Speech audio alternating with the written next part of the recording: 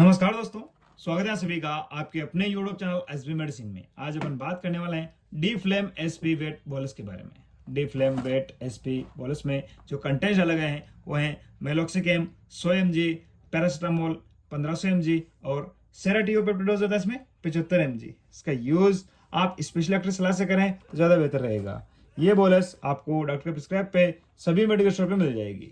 D फ्लाम SP bolus एक बेहतरीन pain killer के साथ साथ सूजन को कम करने वाली दवा भी है, जिससे जानवरों में दर्द, बुखार और सूजन को कम करने के लिए यूज किया जाता है। जैसे कई बार क्या होता है कि एक जानवर को दूसरा जानवर मारता है और उसे कहीं लग जाती है, कहीं चोट आ गए हैं, उसको घाव हो गए हैं, उसका सींग टूट गए हैं या फिर उसके कहीं हड्डी टूट गई और हड्डी में फ्रैक्चर आ गए हैं या फिर उनके जो घाव वाली जगह है उन पर सूजन और रेडनेस बहुत ही ज्यादा आ गई, तो इस सभी स्थितियों में इस बोलस का यूज काफी इफेक्टिव है। अगर जानवर को दर्द की प्रॉब्लम ज्यादा रहती है तो वो उठक बैठक ज्यादा ही करते हैं, वो चारा पानी या फिर खाना पीना भी छोड़ देता है, जानवर के मुंह से झाग या लार गिरने लग जाता है, नाक से पानी आ रहा है, जानवर कमजोर होने लग गए हैं, दिन भर जानवर सुस्त रहता है, पशु अगर आपका लंगड़ा के चल रहा है, पशु के अडर में सूजन आ गए हैं, पशु को मस्टाइटिस यानी थनैला रोग की समस्या हो गई है, जिस कारण पशु के थनों में सूजन आ जाती है और उनमें दर्द होने लग जाता है। और जैसे अपन दूध निकालने की कोशिश करते हैं तो जानवर दूध नहीं निकाला जाता है, वो उछल कूद करता है और जानवर को थनैला की कंडीशंस में दूध में ब्लड आने जैसी स्थिति भी मतलब बन जाती है। जैसे अपन दूध निकालते हैं तो उसके साथ खून के कुछ थक्के आ सकते हैं, थन में छोटी छोटी घटनाएं आपको महसूस होने लग जाती हैं और कई बार पशु थनैला के कारण उनके उन जो पैर हैं वो उनको ऊंचे नीचे रखने लग जाता है। तो इसी कंडीशंस में डॉक्टर्स जानवर में ये बोलस यूज करने की सलाह दे सकते हैं, वहाँ इसका यूज बहुत अच्छा है। अगर पशु को इमरजेंसी के कारण किसी तरह की सर्जरी या ऑपरेशन करना पड़ा है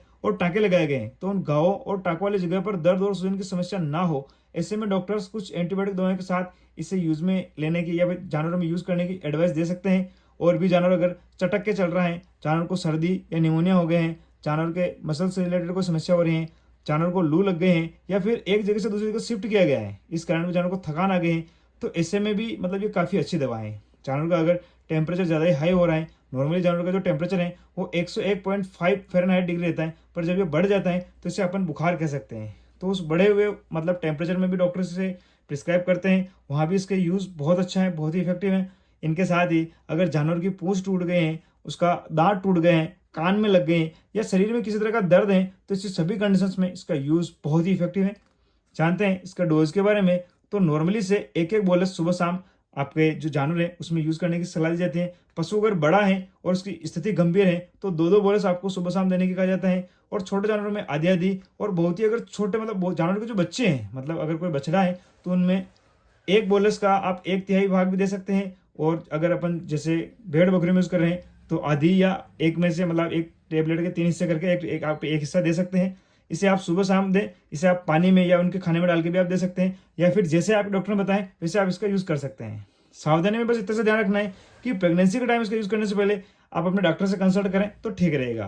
बात करते हैं इसके साइड इफेक्ट के बारे में। तो वैसे तो इसके कोई साइड इफेक्ट आपको नहीं हो सकते, मतलब नजर नहीं आएंगे, पर कुछ जो आपको कभी कभार नजर आ सकते हैं उसमें है जानवर आपका सुस्त रह सकता है या फिर किसी एलर्जिक रिएक्शन के कारण कोई स्थिति बनती है, तो आप तुरंत अपने डॉक्टर से कंसल्ट करें। तो फ्रेंड्स, उम्मीद है आपको जरूर पसंद होगा। अगर वीडियो अच्छा लगा है तो लाइक करें, कमेंट करें, शेयर करें और चैनल को सब्सक्राइब करना ना भूलें।